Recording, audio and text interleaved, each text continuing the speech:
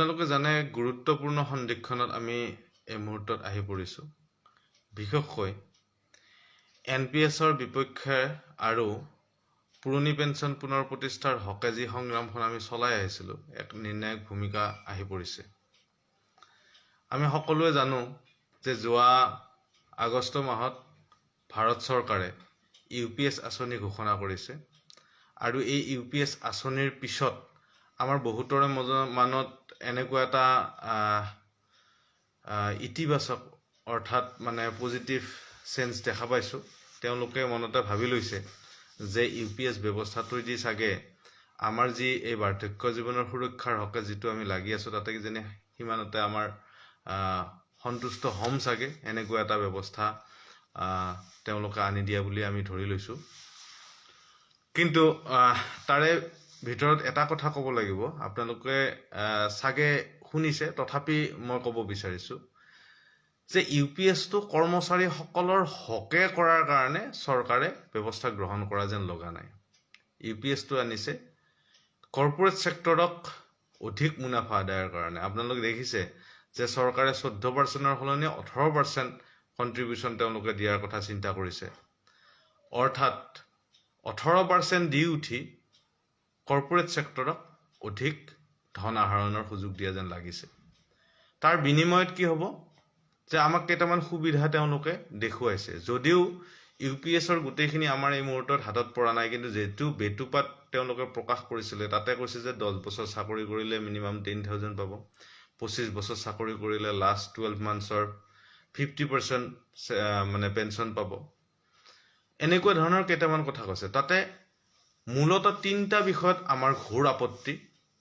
1 number কথা যে যেহেতু পেঞ্চন এটা সেৱা, এই সেৱাটো কোনো ষ্টক মাৰ্কেটৰ ওপৰত নিৰ্ভৰশীল হ'ব নালাগে, যেনেকৈ UPSত হোৱা নাছিলে।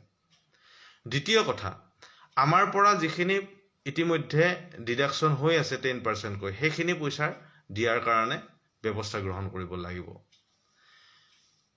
আৰু বিভিন্ন সা সুবিধাৰ কথা আছে, কিন্তু সেইখিনি যদি গুৰুত্বও নিদিওঁ, এই দুটা গুৰুত্বপূৰ্ণ বিষয় হৈছে যে চৰকাৰে UPSতে হওক বা আন ব্যৱস্থাতে হওক আমাৰ অৱসৰী জীৱনৰ সুৰক্ষাৰ যিটো কবচ, যিটো মাহিলী পেঞ্চন, এই ব্যৱস্থাটো চৰকাৰে দিবনে নিদিয়ে। যদিহে নিদিয়ে, UPSতো যদি NPSৰ নিচিনা NSDL নাই বা আন কোনোবা কোম্পানীৰ হাতত গতাই দিয়া হয়, কথাটো কি হ'ব যে যিদিনা মাৰ্কেট ক্ৰেছ পৰিব, সেইদিনা যিটো চৰকাৰে কৈছে যে মিনিমাম 50% পাব, 40% পাব বা 10,000 পাব বা দিয়ে পাব নাই, সেইটো কিন্তু এটা ডাঙৰ সমস্যা হৈ থাকিব।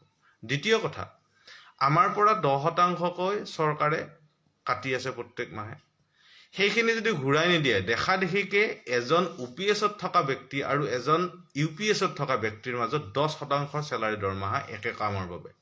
গতিকে এই দুটা ক্ষেত্ৰত বহুত গুৰুত্বপূৰ্ণ, আৰু ভিতৰত যিখিনি আছে এই মুহূৰ্তলৈকে আমাৰ প্ৰকাশ হোৱা নাই, যেতিয়া আমি ক'ব খোজা নাই। আন এটা বিষয়বস্তু হৈছে যে UPS যদি কেন্দ্ৰীয় চৰকাৰে ঘোষণাও কৰে, কাৰ্যক্ষেত্ৰত ৰূপায়িত কৰে, অসম চৰকাৰে মানিবনে নামানে।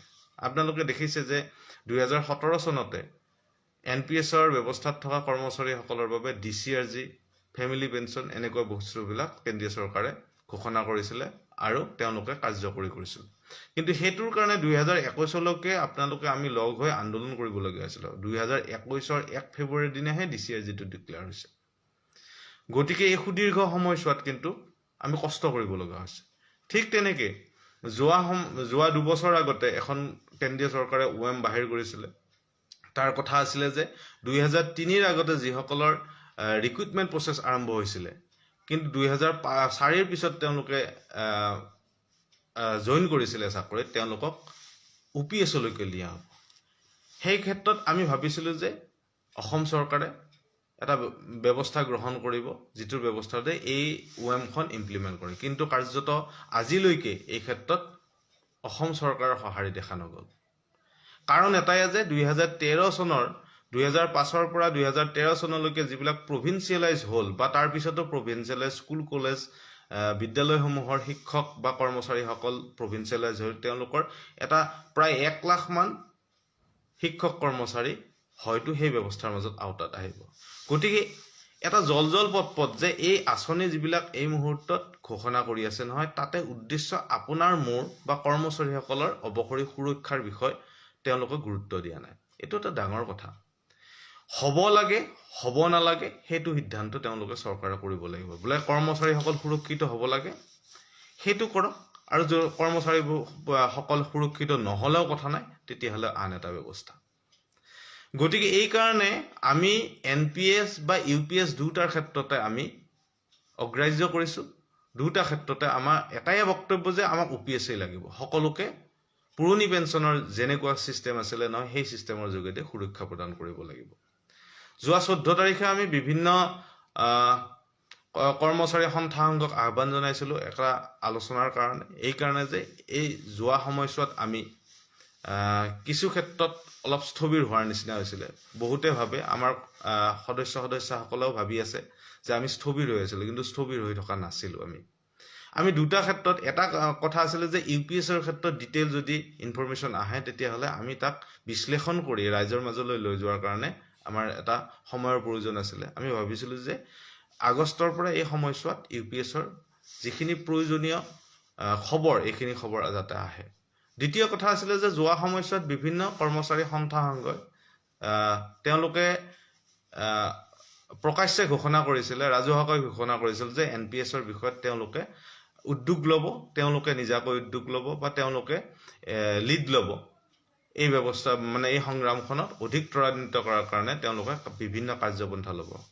কিন্তু এই যোৱা সময়ছোৱাত আমি দেখিলোঁ যে কাৰ্যত সদৌ অসম চৰকাৰী NPS কৰ্মচাৰী সংস্থা আৰু তেওঁলোকৰ আৰু আমাৰ এই সংস্থাটোৰ লগত যিমানবিলাক লগ হৈ আছে সংস্থা, যিমানবিলাকে আমাক সকলো সময়তে সঁহাৰি দি আছে, তেওঁলোকক বাহিৰে এই মুহূৰ্তত আন সংস্থাসমূহবিলাকে NPS বিষয়টো এতিয়াও যে ভয়ানক ব্যৱস্থা এটা, এই ব্যৱস্থাটো হয়তো উপলব্ধি কৰা নাই।